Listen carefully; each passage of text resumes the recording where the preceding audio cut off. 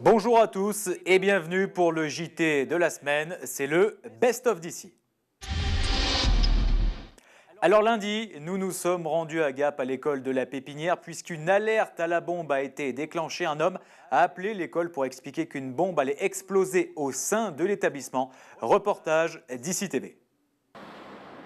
Les faits se sont produits ce matin entre 9h et 9h05. Un coup de téléphone suspect à l'école de la Pépinière de Gap. La concierge répond. Un homme lui explique qu'une bombe va exploser dans l'établissement.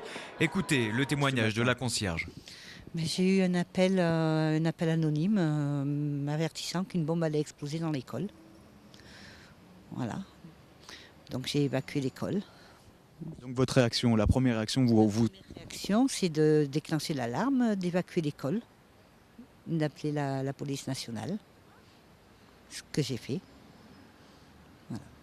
Donc on le sent, beaucoup d'émotions parce que c'est le genre de truc qui arrive dans les films et là ça vous arrive donc pris par les émotions. Et c'est quelque chose qu'on n'imagine pas, qu'on ne pense pas sur Gap. Et voilà, je suis toute retournée encore. Les enfants sont donc évacués de toute urgence au CMCL de Gap. Le personnel de l'école ne perd pas son sang-froid, appelle la police et les vérifications sont faites. En 30 ans de métier, la directrice de la Pépinière n'avait jamais été confrontée à une alerte à la bombe. De toute façon, c'est sûr qu'on ne sait pas si c'est une plaisanterie. Donc la première chose qui a été faite, c'est évacuer les enfants. Ça, c'est mettre en sécurité tout le monde. Ensuite, les services ont fait le nécessaire. J'ai averti aussi ma hiérarchie. On a averti le service municipal, le responsable du service éducation, M. Castel. Et donc, pour faire le nécessaire après, pour réintégrer l'école. Du côté des parents, on trouve judicieux que l'école ne les ait pas informés trop tôt afin de ne pas affoler trop de personnes. Je pense qu'ils ont bien fait, sinon ça aurait été, les parents auraient été encore plus en panique, quoi. Donc, je pense que la directrice a pris la bonne décision de ne pas nous prévenir. Et finalement, rien d'anormal n'a été constaté par les autorités au sein de l'établissement. Le directeur académique Philippe Maheu s'est rendu sur place ce matin. L'école a pu reprendre normalement vers 10h30. Une enquête a été ouverte. Mardi, nous avons évoqué l'affaire Anfou. Ça y est, les poursuites contre Sandrine de Villars sont terminées. Le parquet de Gap a décidé de classer l'affaire. Le point avec Annick Berger. Nouvel épisode dans le feuilleton. Marcel Anfou, l'agriculteur de Puy-Saint-Pierre, le parquet de Gap et le procureur de la République, Raphaël Balland, ont en effet décidé de classer sans suite l'affaire liée à l'abus de faiblesse. Une enquête préliminaire avait été ouverte à l'encontre de sa femme, notamment Sandrine de Villars, et de certains de ses proches pour abus de faiblesse, donc à l'encontre de l'agriculteur de Puy-Saint-Pierre, décédé, souvenez-vous, dans un accident de la route en novembre 2012. Le mariage de l'ermite des Alpes, comme on le surnommait, avec l'agent immobilier parisien, avait fait scandale dans le département. Beaucoup accusaient Sandrine de Villars de vouloir bénéficier de la richesse patrimoniale et des terres, notamment de Marcel Anfou. Eh bien, le procureur Raphaël Balland a estimé de son côté que rien ne permettait de caractériser un abus de faiblesse à l'encontre de Marcel Anfou. Les défenseurs des proches de l'agriculteur qui demandent l'application du testament de l'agriculteur au alpin, à savoir déshériter sa femme et casser le contrat de mariage, vont désormais devoir passer au prochain épisode. Plusieurs possibilités s'offrent à eux dans cette affaire.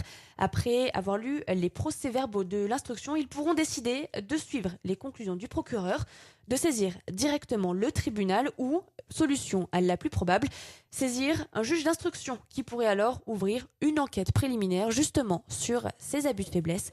La suite au prochain épisode. Mercredi, nous nous sommes rendus dans l'Embruné puisque le préfet des Hautes-Alpes, Pierre Bénard, était en visite sur fond de début de campagne pour les élections municipales. Reportage d'ici TV. Et direction Embrun pour Pierre Bénard. Le préfet des Hautes-Alpes était en effet reçu aujourd'hui par l'ensemble des maires de l'Embruné. Après une longue promenade dans la vieille ville, les élus et le préfet ont visité la cathédrale et ses vestiges. Un bon moment pour Pierre Bénard. Comme je l'ai fait à plusieurs reprises, je vais dans les différents territoires. Aujourd'hui, c'est la communauté de communes d'Embrun. Et on a commencé par cette ville qui est vraiment magnifique avec ses rues et ses monuments qui sont vraiment chargés d'histoire. Et c'est vraiment un moment magique. Sur le marché d'Embrun, on s'est étonné de voir autant de monde durant la journée. Une journée qui ressemblait étrangement à un début de campagne pour les élections municipales. Moi, je vis ce mandat avec beaucoup de passion et puis le moment venu, je me déterminerai. Mais je pense que ce qui est important, c'est d'aimer ce qu'on fait, d'aimer les autres aussi. Je crois que c'est obligatoire et d'avoir cette passion de l'investissement public. De toute façon, on n'a rien sans rien et seul le travail permet d'obtenir un certain résultat. Et j'espère que le travail que j'ai effectué pendant ces 13 années, correspond finalement à l'évolution d'une certaine façon de la ville d'Embrun. Le préfet des Hautes-Alpes a donc profité de ces derniers moments sur le terrain avant la période municipale. Devoir de réserve oblige, Pierre Bénard devra en effet éviter tout déplacement durant quelques semaines. Jeudi, direction l'inauguration de la chaufferie à bois du Chicas de Gap, l'hôpital de Gap. La chaufferie a été inaugurée en grande pompe. En plus, elle utilise du bois des Alpes du Sud. Reportage d'ICI TV. Au Chicas, ça chauffe, mais cela ne dérange personne. Au contraire, la chaudière bois du centre hospitalier des Alpes du Sud a été inaugurée aujourd'hui. En tout, ce sont 3000 tonnes de bois qui seront brûlées chaque année pour chauffer l'ensemble de l'établissement. Ce bois est puisé dans des forêts situées dans un rayon de 50 km de l'hôpital, une matière première essentielle dans le développement durable. Le bois, c'est une filière qu'il faut redécouvrir en France. Qui est soutenu largement par l'État et les pouvoirs publics d'une façon générale. Il y a une place depuis quelques années. J'ai envie de dire, c'est pourquoi utilisons-nous jusqu'à présent des ressources fossiles qu'on importe alors qu'on a à disposition finalement une ressource qu'on n'utilise pas. Et c'est comme ça qu'il faut voir la question.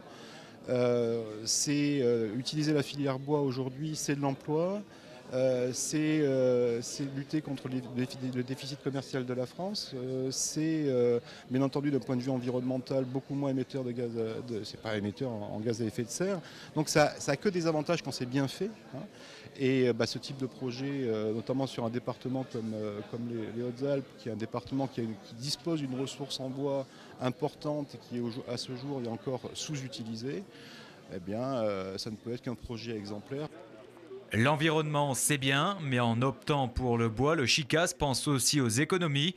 Sur le long terme, le centre hospitalier des Alpes du Sud devrait être gagnant. Il y a aussi un bilan économique qui a été fait. Nous n'aurions pas pu nous permettre malheureusement de prendre cette option bois si elle n'avait pas été aussi, non seulement écologiquement intéressante, mais économiquement intéressante. Donc c'est grâce à ce bilan globalement positif qu'on a pu faire le choix et effectivement être un peu novateur. Mais c'est vrai qu'on bénéficie aussi de nos nombreuses forêts, de la proximité de la forêt. Inaugurée aujourd'hui, cette chaudière à bois est déjà en service depuis mars 2012. Coût total du projet estimé à environ 2 millions d'euros. Enfin, vendredi, nous avons évoqué un jeu atypique qui ne se joue que dans la petite commune de Crévoux. C'est le jeu de l'amour. Reportage Élodie Pépin. Non, ne vous y méprenez pas, nous ne sommes pas chez les fous, mais à l'hôtel du Parc Paillon à Crévoux. Ce soir, c'est le jeu de l'amour, MOURRE, un jeu ancestral. C'est un jeu de berger qui se jouait dans tout l'arc alpin.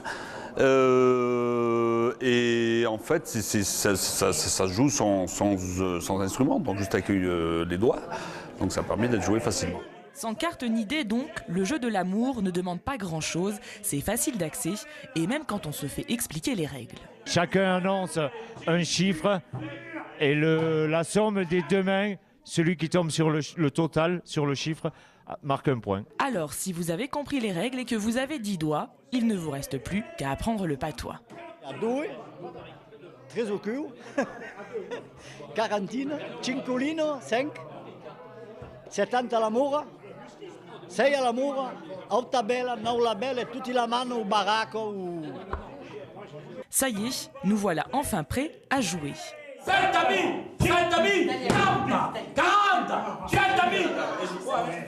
Mais Alors, peut-être vous demandez-vous pourquoi faut-il crier? La réponse est aussi simple que le jeu. On est obligé de crier comme ça. On est obligé. Ouais, on ne peut pas faire autrement. Sinon, c'est plus l'amour. Avant de terminer ce JT de la semaine, les avalanches, il y en a eu beaucoup durant la semaine passée. Alors, les secouristes et notamment le PGHM de Josier s'entraînent régulièrement. Reportage Annick Berger. 9h30, col de l'Arche, ce jeudi matin, une avalanche emporte 4 randonneurs. C'est le scénario mis en place par le peloton de gendarmerie de haute montagne de Josier dans les Alpes de Haute-Provence. Une matinée d'entraînement pour les secouristes du PGHM. Le scénario il est très simple, ça reflète bien une alerte concrète on a reçue au PGHM ce matin.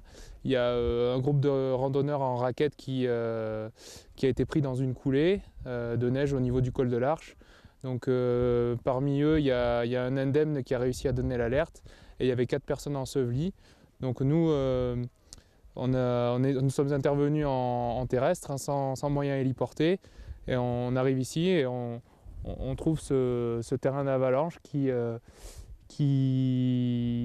sur lequel on va trouver les 4 personnes qui ont été ensevelies. La première chose qu'il faut faire, c'est écouter. D'accord ? On fait silence, on écoute. C'est pas toujours évident quand il y a du monde comme ça, mais si on est témoin dans les premiers maillons de la chaîne, on écoute.